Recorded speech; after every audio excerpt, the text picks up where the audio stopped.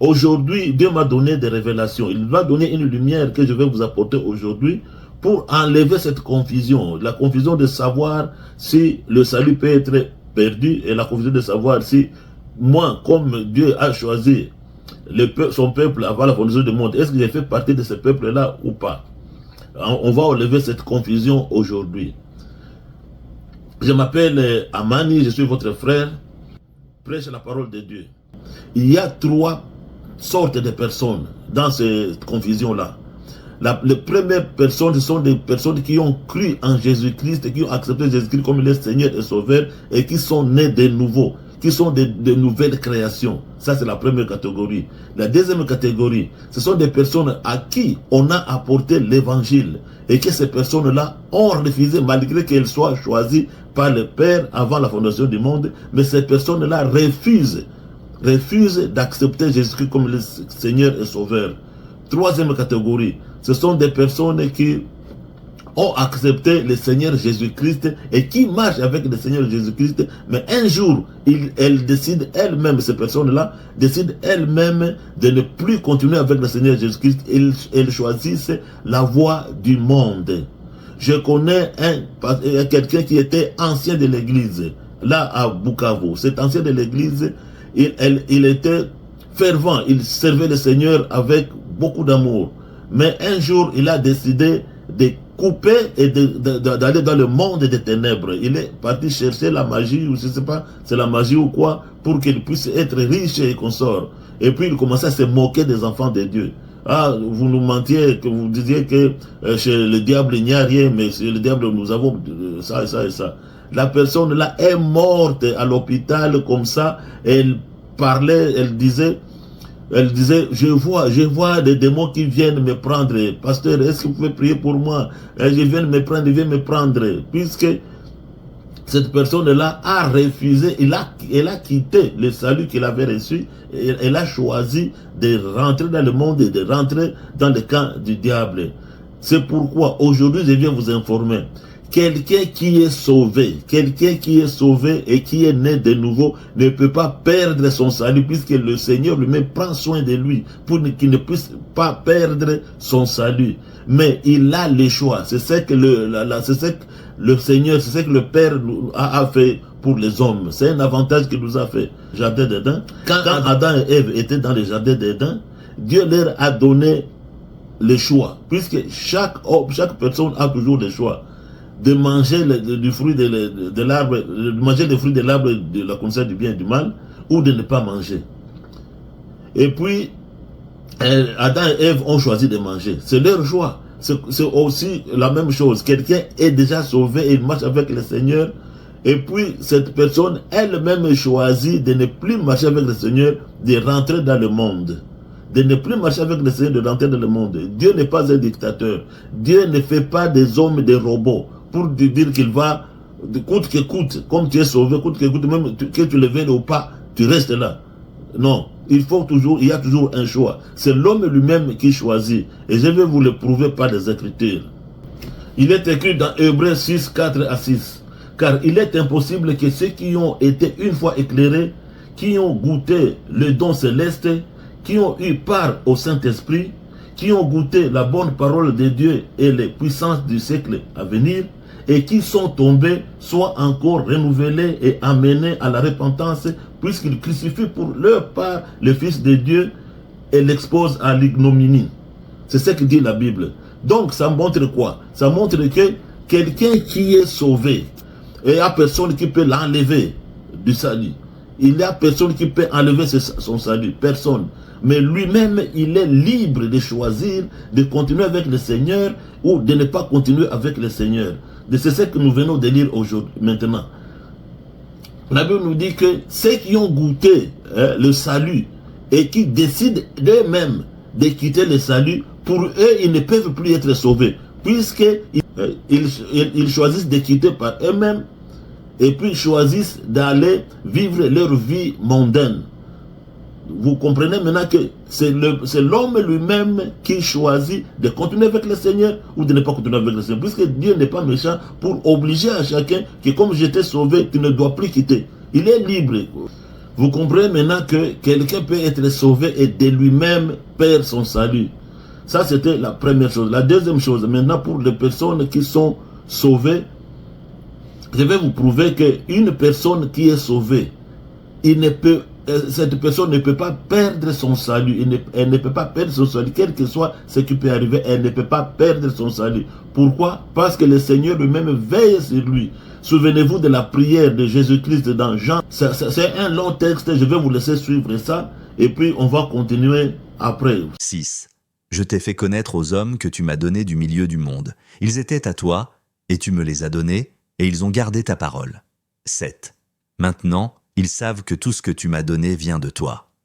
8. En effet, je leur ai donné les paroles que tu m'as données, ils les ont acceptées, et ils ont vraiment reconnu que je suis sorti de toi, et ils ont cru que tu m'as envoyé. 9. C'est pour eux que je prie. Je ne prie pas pour le monde, mais pour ceux que tu m'as donnés, parce qu'ils sont à toi. 10. Tout ce qui est à moi est à toi, et ce qui est à toi est à moi, et ma gloire est manifestée en eux. 11. Désormais je ne suis plus dans le monde, mais eux, ils sont dans le monde, tandis que je vais vers toi. Père Saint, garde-les en ton nom, ce nom que tu m'as donné, afin qu'ils soient un comme nous. 12. Lorsque j'étais avec eux dans le monde, je les gardais en ton nom. J'ai protégé ceux que tu m'as donnés, et aucun d'eux ne s'est perdu, à part le fils de perdition, afin que l'écriture soit accomplie. 13. Maintenant je vais vers toi, et je dis ces paroles dans le monde afin qu'ils aient en eux ma joie, une joie complète. 14. Je leur ai donné ta parole, et le monde les a détestés parce qu'ils ne sont pas du monde, tout comme moi je ne suis pas du monde. 15. Je ne te demande pas de les retirer du monde, mais de les préserver du mal. 16. Ils ne sont pas du monde, tout comme moi je ne suis pas du monde. 17. Consacre-les par ta vérité. Ta parole est la vérité. 18. Tout comme tu m'as envoyé dans le monde, je les ai moi aussi envoyés dans le monde. 19. Et je me consacre moi-même pour eux, afin qu'eux aussi soient de consacrés par la vérité. 20. Je ne prie pas pour eux seulement, mais encore pour ceux qui croiront en moi à travers leurs paroles. 21. Afin que tous soient un comme toi, Père. Tu es en moi, et comme je suis en toi, afin qu'eux aussi soient un en nous, pour que le monde croie que tu m'as envoyé.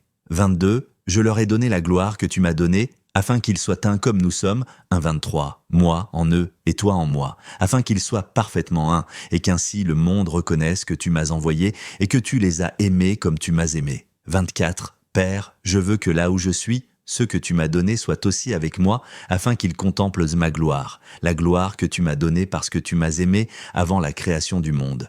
25. Père juste, le monde ne t'a pas connu, mais moi, je t'ai connu, et ceux-ci ont reconnu que tu m'as envoyé. 26.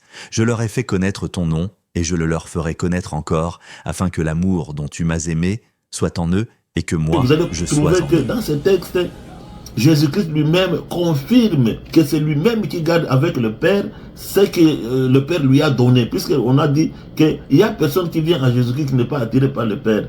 Le Père donne à Jésus-Christ ses enfants, et puis Jésus-Christ les garde. Et puis Jésus-Christ demande au Père aussi de les garder pour qu'il n'y ait personne qui sera capable de les ôter des mains du Père. Aussi dans Matthieu 24, 12 à 14. Mais on va dire seulement le verset 13. La Bible nous dit que « Mais celui qui persévérera jusqu'à la fin sera sauvé. » La Bible nous dit que celui qui persévérera jusqu'à la fin sera sauvé. Donc il faut persévérer dans le salut, rester dans le salut, demeurer dans le salut, ne pas choisir de quitter le salut. Puisque vous persévérez dans le salut, le Père et le Fils vous gardent dans ce salut pour que vous ne puissiez pas rater l'enlèvement. Le Père et le Fils eux-mêmes vous gardent, lui-même vous garde pour que vous restez dans le salut. Il n'y a personne qui sera capable de vous enlever de là si vous ne décidez pas par vous-même. C'est pourquoi on nous dit de persévérer dans ce salut-là. Celui qui persévérera sera sauvé jusqu'à la fin. Celui qui persévérera jusqu'à la fin sera sauvé. C'est ce que nous dit la Bible. Vous comprenez maintenant qu'il faut persévérer dans ce salut que Dieu nous a donné. Ne pas choisir de quitter le salut. Je ne dis pas que celui qui est sauvé ne peut pas tomber. Quelqu'un qui est sauvé peut tomber. Mais quand il tombe comme ça, D'ailleurs, ce n'est pas lui qui va s'élever directement lui-même. C'est le Saint-Esprit. Avant même qu'il tombe, le Saint-Esprit parle avec son cœur. Ne fais pas ça, ne fais pas. S'il endurcit, ou bien avec la faiblesse qu'il peut avoir à ce moment-là, s'il endurcit un peu son cœur et puis qu'il fasse le péché-là, qu'il tombe dans ce péché-là, le Saint-Esprit lui-même va revenir encore avant qu'il se repente. Il va revenir encore lui dire, tu as fait mal. Il va manquer la paix. Il va souffrir dans son cœur. Pourquoi j'ai fait ça? Pourquoi j'ai fait ça? Pourquoi j'ai péché contre mon Dieu qui m'aime, qui m'a sauvé, qui m'a enlevé, qui m'a retiré du monde, qui m'a donné la vie éternelle. Il va sentir, et puis par après, il va venir se repentir. Ce n'est pas l'homme qui vient chercher d'abord le Seigneur, c'est le Seigneur d'abord qui vient chercher l'homme. S'il tombe, il vient lui chercher pour lui montrer ce qu'il a fait, ce n'est pas bon, pour qu'il puisse revenir encore dans une bonne voie. Et s'il continue un peu à décider son cœur, puisque le Père l'aime, c'est son enfant, il va lui punir, il va le chicoter. La Bible nous dit que nous supportons, pourquoi nous ne pas supporter le châtiment du Seigneur? S'il nous punit, il faut qu'on accepte ça, on va avoir mal, mais pour que nous puissions rentrer dans la voie du Seigneur. Ça veut dire que celui qui est sauvé ne peut pas perdre son salut s'il ne choisit pas lui-même de quitter ce salut-là. On continue encore dans le même cadre-là d'une personne qui choisit par elle-même de de quitter son salut. Nous allons lire dans Philippiens 2, 12 à 13. Ainsi, mes bien-aimés, comme vous avez toujours obéi, travaillez à votre salut avec crainte et tremblement. Non seulement comme en ma présence, mais bien plus encore maintenant que je suis absent. Puisque quand on parle de travail pour notre salut, donc c'est pour qu'on puisse toujours avoir dans sa conscience que ce salut, c'est un trésor précieux. C'est quelque chose, c'est une grâce que nous avons reçue du Seigneur Jésus-Christ. Nous ne devons pas jouer avec ce salut pour rentrer dans le monde. Nous ne devons pas jouer avec ce salut pour choisir de rentrer encore dans le monde. N'oubliez pas que le diable travaille toujours. Hein, et le diable est là pour tenter les enfants de Dieu, ceux qui sont nés de nouveau, ceux qui sont sauvés. Alors, le Satan, qu'est-ce qu'il fait? Il cherche par tous les moyens de persuader, de convaincre la personne qui est sauvée de choisir de quitter le salut pour rentrer dans le monde. C'est pourquoi il fait briller le monde pour que les gens puissent avoir la passion du monde. Vous êtes tentés par vos propres passions.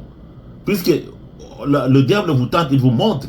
Et si vous choisissez, ou bien vous vous laissez attirer par ce qui brille, que ce que le monde vous montre, ce qui brille, vous vous laissez attirer par ça, vous risquez de choisir et de quitter le salut. Vous risquez ça. Ce qui se passe quand quelqu'un est tenté comme ça, ce qui se passe, s'il est faible, il va tomber dans le péché, s'il est faible. Mais avant de tomber dans le péché, le Saint-Esprit vient lui parler. Il lui dit, ce que vous voulez faire, ce que tu veux faire, ce n'est pas bon. Tu veux tomber dans le péché. S'il endurcit un peu son cœur, il va tomber dans le péché, mais le Saint-Esprit va revenir encore à lui. Maintenant, s'il néglige, s'il dit que moi je ne veux plus de ce Saint-Esprit-là, il dit que non, ne me fatigue pas, moi je sens que le monde, il y a du sucre dans le monde, je vais quitter le monde, j'abandonne le salut. Il va abandonner le salut, le Saint-Esprit ne va pas le forcer. Et s'il va abandonner le salut, il va rentrer dans le monde, c'est fini pour lui, il ne peut plus rentrer. C'est ce que dit la Bible. La Bible qui dit qu'une fois sauvé, et qu'il rentre encore dans le monde, il néglige, il a goûté le don du Saint-Esprit et tout, et puis il néglige, et puis il rentre dans le monde, il va rester dans le monde éternellement, et puis il n'y a plus de salut pour lui. Donc il faut faire, c'est pourquoi la Bible dit travailler pour notre salut, il faut travailler pour notre salut. Donc quand on dit de travailler pour notre salut, c'est toujours se souvenir, savoir que c'est un don, savoir l'avantage de ne pas accepter d'être tenté par ce qui brille dans le monde. Ne nous conformez pas au siècle présent, mais soyons transformés par le renouvellement dans notre intelligence. C'est ça que dit la Bible. Parmi les gens aussi qui viennent à Jésus-Christ, il y a ceux qui viennent et puis après ils partent. Ce sont des personnes que le Seigneur lui-même dit que ils étaient venus, mais ils n'étaient pas des nôtres. La Bible nous dit dans Jean 10, verset 24 à 29, nous on va lire seulement le verset 26. Mais vous ne croyez pas parce que vous n'êtes pas de mes brebis. C'est ce que le Seigneur Jésus-Christ lui dit. Mes brebis entendent ma voix, je les connais et elles me suivent. C'est ce que dit la Bible. On a dit qu'il y a des personnes qui choisissent elles-mêmes, après avoir été sauvées, ils choisissent elles-mêmes de quitter le salut pour aller dans le monde. Et il y a d'autres personnes qui pensent ou bien qui font semblant d'être sauvés, mais ils ne sont pas sauvés. Et puis après, ils quittent puisqu'ils n'étaient pas membres, ou bien ils n'étaient pas des brebis du Seigneur Jésus-Christ. Comment on peut savoir ces gens-là? Ce sont des personnes qui sont dans le Seigneur, soi-disant dans le Seigneur, mais qui vivent le monde dans le Seigneur. Ces gens-là ne sont pas encore sauvés. Les gens qui vivent dans le Seigneur, mais pratiquent les choses du monde qui sont contraires à la parole de Dieu, à la volonté de Dieu, ces gens-là ne sont pas encore sauvés. Même si ces gens-là chantent dans l'église, ces gens-là viennent à l'église, parlent de la parole de Dieu, mais ces gens-là, s'ils vivent encore dans le péché, dans le mensonge, dans tout ce que le monde donne, ces gens-là ne sont pas encore sauvés. Que dit la Bible? La Bible nous dit que c'est lui qui est né de Dieu ne pratique pas le péché parce que la semence de Dieu demeure en lui. Il ne peut pas pécher parce qu'il est né de Dieu. Et c'est par là qu'on connaît les enfants de Dieu et les enfants du diable. Ces gens-là sont encore des enfants du diable. Au fur et à mesure qu'ils vont continuer avec leur pratique dans le Seigneur, comme ça, soit en disant, un jour ils vont quitter, ils vont continuer à vivre dans le monde. Ces gens-là n'étaient pas dans la bergerie. Ces gens-là n'étaient pas de la bergerie. Ces gens-là étaient les gens du monde et n'étaient pas encore sauvés. Donc c'est la deuxième catégorie. On a dit la première catégorie sont des gens qui sont vraiment sauvés, et qui demeurent dans le Seigneur. Ces gens-là ne peuvent pas quitter puisque le Seigneur lui-même avec le Père vont les garder. Et puis la deuxième catégorie sont des personnes qui ont goûté, qui sont sauvées et qui ont choisi elles-mêmes de quitter le salut. Par leur choix, ils choisissent de laisser le salut et vivre dans le monde. Eux-mêmes choisissent. Et puis la troisième catégorie sont des personnes qui sont venues, mais ils n'étaient pas des nôtres. Ces personnes-là vont quitter un jour, puisque pendant qu'ils étaient dans le Seigneur, ils vivaient toujours le monde. Ils n'ont jamais connu le Seigneur Jésus-Christ. Pour nous prouver que ceux qui sont sauvés ne peuvent pas perdre le salut, le Seigneur Jésus-Christ lui-même l'avait dit. Si nous lisons dans Jean 10, on prend le verset 27, on commence encore avec le verset 27 jusqu'au verset 28. La Bible dit, comme on l'a dit, mes brebis entendent ma voix, je les connais et elles me suivent. Je leur donne la vie éternelle et elles ne périront jamais. Je répète, je leur donne la vie éternelle et elles ne périront jamais. Et personne ne les ravira de ma main. C'est ce que le Seigneur lui-même dit. Personne ne peut ravir de la main du Seigneur ceux qui sont sauvés. Personne. Puisque le Seigneur lui-même les garde. S'ils tombent, le Seigneur lui-même s'arrange. C'est pourquoi la Bible nous dit que à mon serviteur peut tomber 7 fois et moi, le Seigneur le relève 7 fois. C'est ce que dit la Bible. Et quelqu'un qui est sauvé n'aime pas pécher. Il est esclave de la justice. Il n'est pas esclave du péché. La Bible nous dit que puisque nous connaissons que nous sommes morts avec Christ, comment pécherons-nous encore? Puisque nous ne sommes plus esclaves du péché, mais nous devenons esclaves de la justice. Dans Romains 14, dans Romains 6, 14, la Bible nous dit, le péché n'a plus de pouvoir sur nous. Romains chapitre 6, verset 14, la Bible nous dit que le péché n'a plus de pouvoir sur nous, nous qui sommes sauvés. C'est la grâce de Dieu qui fait ça. Je vous informe que la grâce de Dieu est là pour que nous ne puissions plus pécher. La grâce de Dieu nous donne la puissance et de ne plus être esclave du péché, mais de devenir esclave de la justice. Pour nous, faire le péché, c'est devenu difficile. C'est pour nous, faire du bien devient facile par rapport à faire du péché. Pour le monde, commettre le péché, c'est plus facile que faire du bien. C'est ça la différence entre quelqu'un qui est né de nouveau et quelqu'un qui est encore dans le monde. Aussi, l'apôtre Paul nous le précise dans Éphésiens chapitre 1, verset 13 à 14. En lui, vous aussi, après avoir entendu la parole de la vérité, l'évangile de votre salut, en lui, vous avez cru et vous avez été scellés du Saint-Esprit qui avait été promis. Vous avez été scellés. Quelqu'un qui est scellé, quand on parle de scellé, donc il n'y a personne qui peut aller à l'encontre de ça. Et c'est Dieu lui-même qui scelle ça. Quand il scelle que vous êtes sauvés, il n'y a personne qui peut encore enlever le cachet là. Personne. Personne qui peut enlever votre salut. Personne. Vous avez été scellés. C'est ce que dit la Bible. Vous avez été scellés. Donc, on parle de tout ça pour que les enfants de Dieu nous puissions avoir l'espérance. L'espérance de notre salut. De l'espérance de vivre éternellement avec le Seigneur. Ne pas toujours nous culpabiliser. Que, oh, Dieu nous a abandonnés. Puisque nous avons fait telle chose. Donc, nous ne sommes plus enfants de Dieu. On est toujours enfants de Dieu, même si on a péché. On peut...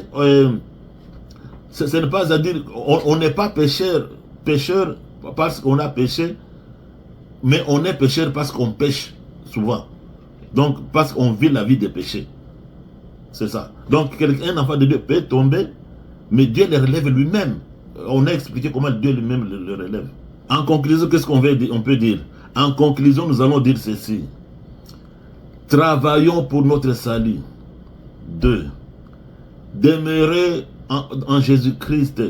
La Bible nous dit que celui qui persévérera jusqu'à la fin sera sauvé.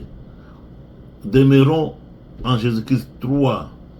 Ne pas accepter les tentations du diable qui veut nous attirer encore dans le monde. Puisque nous avons toujours les choix. Si nous acceptons que le diable nous attire dans le monde, nous serons tentés et nous allons tomber et puis choisir de quitter le salut pour rentrer dans le monde, puisqu'il va montrer le secret du monde. Il a même tenté Jésus-Christ de plusieurs manières. Il lui avait montré les gloires qui sont dans le monde. Mais Jésus-Christ n'est pas tombé dans ça. Donc c'est nous aussi, nous devons toujours refuser d'accepter, d'être tentés par les choses du monde pour ne pas quitter notre salut. Et puis, quand nous allons faire ça, nous allons demeurer dans le Seigneur. Le Seigneur lui-même va s'arranger pour que nous puissions demeurer en lui. Demeurer en lui. Et si vous savez que vous êtes chrétien et que vous vivez dans le péché, sachez que vous n'êtes pas encore sauvés. C'est la Bible qui nous dit que ce sont des gens qui sont venus dans la maison, mais ils n'étaient pas des nôtres. Et puis ils vont quitter eux-mêmes la maison. Donc si vous êtes parmi ces gens-là, cherchez quelqu'un qui va vous aider à vous faire accepter le Seigneur Jésus-Christ comme Seigneur et Sauveur. Et puis, marchez avec le Seigneur. Marc 16, 16. C'est lui qui croira et qui sera sauvé. Celui qui croira et qui sera baptisé sera sauvé. Mais celui qui ne croira pas sera condamné. La Bible nous dit qu'il faut croire à Jésus-Christ, confesser qu'il est le Seigneur de notre vie, le Sauveur de notre vie.